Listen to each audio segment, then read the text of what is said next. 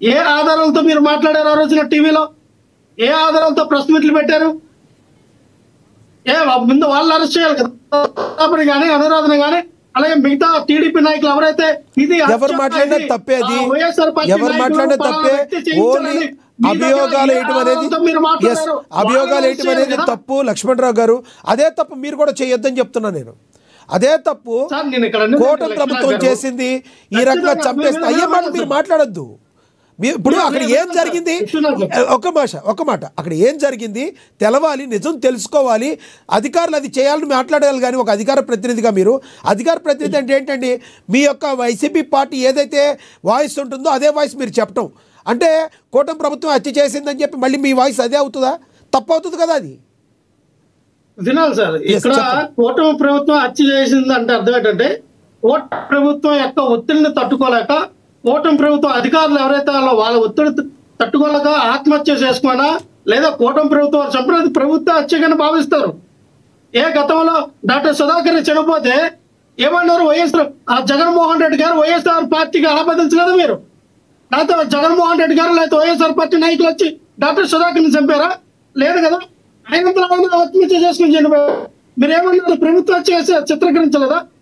So ఇక్కడ ఖచ్చితంగా government ఏ government ఉంటే ఆ గవర్నమెంట్ మీద ఇది ప్రభుత్వానికి సంబంధించి ప్రభుత్వం వైపు మాట్లాడుతుంది. పొలిటికల్ స్ట్రాటజీ ఖచ్చితంగా ఇది పొలిటికల్ హత్య, ఇది కూటమి ప్రభుత్వం హత్య అని చెప్తారు. అంత తప్పే ఉంది. అది కాదని నిరూపించుకోవాల్సిన బాధ్యత మీది. అది ఎవరో గల్లీలో ఉండే మాట్లాడేవాళ్ళు లక్ష్మణరావు గారు, గల్లీల్లో ఛాయ్ షాపుల దగ్గర మాట్లాడుకునే వాళ్ళు మాటలయ్యి, అంతేగాని ఎవరు కూడా ఇది ఏ మీడియా కూడా సుధాకర్ వైసీపీ ప్రభుత్వం చంపేసింది ఎవరు చెప్పలేదండి. మీరు అధికార ప్రతినిధిగా మాట్లాడకూడదు. అది అదే తప్పు ఆయన చేసింది.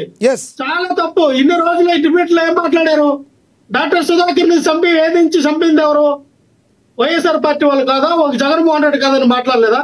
ఏం మాట్లాడతారు సార్? అన్నిటికీ తిల్లిగా మాట్లాడకూడదు. నేను అన్నిదేనండి సార్, ఇక్కడ ఏ విషయం అయినా సరే అంటే మీరు ఒప్పుకుంటున్నారా? కాదు కాదు, మీరు ఒక్క మాట చెప్పాలి. మీరు సుధాకర్ రెడ్డి గారు వాళ్ళు ఎవరో తప్పు చేశారని మీరు తప్పు మాట్లాడుతూ అంటున్నారు. సుధాకర్ గారిని చంపింది మీరేని ఒప్పుకుంటున్నారు? తప్పు కాదు కదా. మీ వరకు వచ్చినప్పుడు ఒక మాట, మా వరకు వస్తే ఒక మాట. తప్పు సార్, అది ఎవరినైనా అదే ప్రశ్నిస్తాం. అది కరెక్ట్ కాదు. లక్ష్మణ్ దగ్గర అది కరెక్ట్ కాదు. మీరు వినాలా? చెప్పండి. మీ వరకు వస్తే ఒకటి మాట్లాడతారు, ఆ వైఎస్ఆర్ పార్టీ వరకు వస్తే ఒకలా మాట్లాడతారా? ఈ రోజున ఎందుకు చనిపోయారు సిఎస్ అయితే? ఎందుకు ఆత్మహత్య చేసుకున్నాడు? పోనీ ఎవరు చంపారని మీ సమగ్ర విషయం అది అడగండి మీరు. అంతేగాని మీరు డైరెక్టర్ గా భూమన కరుణాకర్ రెడ్డి చంపారని చెప్పి మీరు ఇలా ప్రశ్నించాలి. ఎలా ప్రెస్ మీట్లు పెడతారు మీరు? అది ఎలా వైఎస్ఆర్ పార్టీకి ఆపాదిస్తారు? గొడ్డల పాటు కత్తి పాటు అని ఎలా మాట్లాడతారు మీరు? అరే ఉదయం 7 గంటలకి ఇంటికాడ నుంచి బయలుదేరిన వ్యక్తి రాత్రి 12:30కి ఏమని కోచ్ లో బెత్తల ప్రభుత్వంలో కూర్చుని వ్యక్తిని చంపేశారు. జనాలు 54 మంది ప్యాసింజర్లు ఎంతగా చంపేశారు అంటే అక్కడ ఉన్న ఎవరు చూడలేదా? అక్కడ రక్త మార్కులు ఉండవా? అది అంత ట్రైన్ ఎక్కిన వాళ్ళందరూ కళ్ళు కనపడిన కబోదులు ఏం మాట్లాడతాం సార్? మనము ఒకరి మీద ఒక అభియోగం, ఒక ఆరోపణ చేసినప్పుడు ఖచ్చితంగా మనం ఆలోచించాలా. ఇది వైఎస్ఆర్ పార్టీ చేసింది, భూమన కరుణాకర్ రెడ్డి అనుసరణ చేశారని మాట్లాడటం తప్పు కదా. ముందు వాళ్ళు అరెస్ట్ కదా. ఏ ప్రాథమికంగా మాట్లాడామని చెప్పి అసలు నిజంగానే ఈ సిట్ వారు కానీ ఈ సిఆర్ వాళ్ళు కానీ పట్టాభని అనురాధని టీడీపీలో ముందు తీసుకెళ్లి నీ దగ్గర ఉన్నటువంటి సమాచారం ఏంటి, నీ దగ్గర ఉన్న ఆధారాలు ఏంటి, భూమన కరుణాకర్ రెడ్డి గారు చేసి ఉంటే మీరు చెప్పండి, వాళ్ళు అరెస్ట్ చేస్తామని చెప్పి ఈయన దగ్గర ఆధారాలు సేకరించాలా? ఆధారాలు సేకరించి వాళ్ళు అరెస్ట్ చేయాలా? కానీ ఎందుకు మీరు ఆధారాలు సేకరించకుండా ఎందుకు మీరు మాట్లాడతారు? ఉదయం అక్కడ ఏం జరిగిందో తెలియకుండా మీ పేపర్లో మీ ప్రెస్ మీట్లు పెట్టి హత్య వైఎస్ఆర్ పార్టీ వాళ్ళు చేశారు పరకమణ కేసులు అని చెప్పి మీ ఏ రకంగా మీరు మాట్లాడతారు? ఏ ఆధారాలతో మాట్లాడారు మీరు? నేను ఇక్కడ ఒకటే చెప్తున్నాను లక్ష్మణరావు గారు, చెప్పండి. ఖచ్చితంగా సతీష్ గారి విషయం ఏదైతే హత్య గానీ ఆత్మహత్య గానీ ఏదైతే జరిగిందో దాని మీద సమగ్రమైన విచారణ జరగాలి. ఇది కరెక్ట్ పాయింట్. అంతేగాని మీకు ఉన్నాయి కదా, టీవీ ఛానల్ ఉన్నాయి కదా, భూమన కరుణాకర్ రెడ్డి అనుచరుల మీద, భూమన కరుణాకర్ రెడ్డి మీద, లేకపోతే వైఎస్ఆర్ పార్టీ నాయకుల మీద తోసేస్తాం, వాళ్ళ వైపు ఇది ఎలక్షన్ వరకు మాట్లాడతాం అంటే మేమే మాట్లాడతాం, తప్పుగానే మేము మాట్లాడతాం. మీకు చిత్తశుద్ధి ఉంటే సమగ్రమైన విచారణ జరిపించండి. పట్టుకోండి, దోషులు ఎవరు నిర్దోషులు ఎవరిని తేల్చండి. మీరు అధికారంలో ఉన్నారు, మీరు ప్రతిపక్షంలో లేరు. అధికారంలో మీ దగ్గర అధికార వ్యవస్థ ఉంది, ఇంటెలిజెన్స్ రిపోర్ట్లు మొత్తం మీ దగ్గర ఉంటాయి. ఏం జరిగింది, ఎలా జరిగిందో ఇది కరెక్ట్. ఈ రోజు ఇప్పుడు మీరు అడిగిన క్వశ్చన్ ఈ పద్ధతిలో అధికార ప్రతినిధిగా మీరు ఈ రకంగా ప్రశ్నించాలి. ఇలా మాట్లాడితే కరెక్ట్ గా అంటారు మిమ్మల్ని. నేను అనేదండి సార్, వన్ సైడ్ గా ఒకవైపు ఎందుకు మీరు తోస్తారు? ఇది హత్య వైఎస్ఆర్ పార్టీ వాళ్ళు చేసిన హత్యను మీరు మాట్లాడితే మేము 100 మాట్లాడతాం.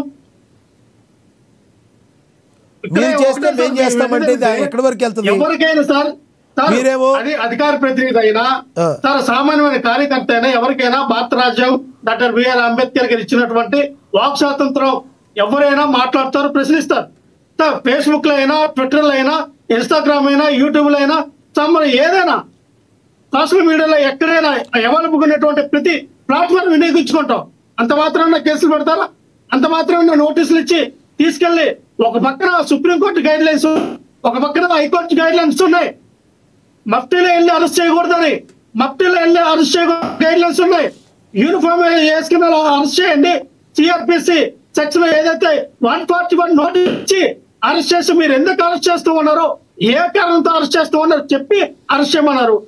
సరే, వెంకటరెడ్డి ఇంటికి వెళ్ళారు, చెప్పారు, కారణం చెప్పారు. అయ్యా నువ్వు పలానా వీడియో మాట్లాడావు ఛత్తీస్గఢ్ వల్ల, ఇది కూటమి ప్రభుత్వం చేసిందని చెప్ప, దీని మీద పలానా వ్యక్తి కేసు పెట్టాడు, తాడిపిత్రులు నేను అరెస్ట్ చేస్తా అన్నారు. ఓకే, వెల్ అండ్ గుడ్, అదల్లా. కానీ ఇంటిలో వారిని భయంతో గురి చేయడం, ఉన్నటువంటి వాళ్ళ సతీమణి అయినటువంటి వాళ్ళ భార్య అయినటువంటి వాళ్ళ లక్ష్మణరావు గారు, సమయం తక్కువ ఉంది, మీకు మళ్ళీ ఇస్తాను. ఒక మాట చెప్పండి, ఒక్క మాట చెప్పండి. సమయం తక్కువ ఉంది, మేము ఒక క్వశ్చన్ మిమ్మల్ని అడగాలి. ఇదే తొలిసారా? గతంలో ఎప్పుడు ఇలా జరగలేదా? మీ ప్రభుత్వ హయాంలో ఎవరిని ఇలా అరెస్ట్ చేయలేదా? ఈ రకంగా పోలీసులు ఎప్పుడు వెళ్ళలేదా? ఎవరిని లోపల పెట్టి కొట్టలేదా? కాళ్ళు వాచేటట్టు కొట్టలేదా? మరి మీరు అడిగిన ప్రశ్నలు అందరూ అడుగుతారు. నో సార్, ఇక్కడ లక్ష్మీనాథ్ గారు ఎవరిని కూడా వైఎస్ఆర్ పార్టీలో అధికారం ఉన్నప్పుడు, వైఎస్ఆర్ కాంగ్రెస్ పార్టీ అధికారం ఉన్నప్పుడు ఎవరిని కూడా అక్రమ అరెస్టులు చేయడం జరగలేదు. ఎవరిని అన్యాయంగా చూస్తున్నారు సార్, వాళ్ళని పార్టీ 1 నోటీసులు ఇస్తాం సార్, మీరు గుర్తించండి. రఘురామకృష్ణరాజుని అరెస్ట్ చేసినప్పుడు కూడా పార్టీ 1 నోటీసులు ఇచ్చి అరెస్ట్ చేయడం జరిగింది. నోటీసులు ఇవ్వకుండా అరెస్ట్ చేయాల, నోటీసు జారీ చేసిన తర్వాత. సార్, ఈ రోజున వెంకటరెడ్డి, రేపు నేను, ఎల్లుండు ఇంకోళ్ళు ఎవరు, ఇప్పుడు అన్ని నోటీసులు ఇదే ఉంది.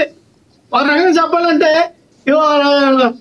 నా మీద కూడా నోటీసులు జారీ చేశారు. ఇవన్నీ పెద్ద ఇప్పుడు మాట్లాడకూడదు, ఎందుకంటే నేను చెప్పడానికి వెళ్ళాలి, రేపు పొద్దున ఏమో ఎక్స్ప్లెనేషన్ ఇవ్వడానికి వెళ్ళాలి. కాబట్టి నాకు కూడా మరొక 1 వారం రోజుల్లో నేను కూడా వెళ్ళాల్సిన పరిస్థితి ఉంది. అసలు యాక్చువల్లీ నిన్న వెళ్ళాలి ఎక్స్ప్లెనేషన్ ఇవ్వడానికి, నేను వెళ్ళాలి, ఒంట్లో బాగోలేదని ఇంటి దగ్గర ఆగి ఉన్నా.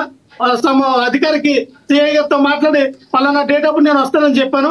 ఖచ్చితంగా కైక్లూరు వెళ్ళి నేను ఆ విషయం చెప్తా. ఎందుకంటే ఇంకొక క్వశ్చన్ అడగాలి సార్, మీరు అడిగారు కాబట్టి ఇంకొక క్వశ్చన్ అడగాలి. ఇప్పుడు వైసీపీలో చాలా మంది అధికార ప్రతినిధులు ఉన్నారు, బోలెడు మంది ఉన్నారు. ఎందుకు మీ మీద, వెంకటరెడ్డి గారి మీదే కొన్ని కేసులు నమోదు ఏంటంటే ఏం చెప్తారు? ఖచ్చితంగా సార్, ఈ రోజున రేగిడి లక్ష్మణరావు అనే నేను, వెంకటరెడ్డి అనే వ్యక్తి ఇద్దరు కూడా ఒకవైపు టీడీపీని, జనసేన పార్టీని ఇద్దరిని కూడా నిద్ర లేకుండా మాట్లాడతాం. నేను ఎక్కువ జనసేన పార్టీని ఇబ్బంది పెట్టే రకంగా మాట్లాడుతున్న ఆలోచన విధానంలో జనసేన పార్టీ వాళ్ళు నా మీద కేసు పెట్టారు, టీడీపీ పార్టీ వాళ్ళు వెంకటరెడ్డి మీద కేసు పెట్టారు. అయ్యా ఇప్పుడు మాట్లాడండి, అడిగిన సమాధానం చెప్పండి, మాట్లాడతాం, పాటలాడతాం, టీవీ చర్చ వేదికంగా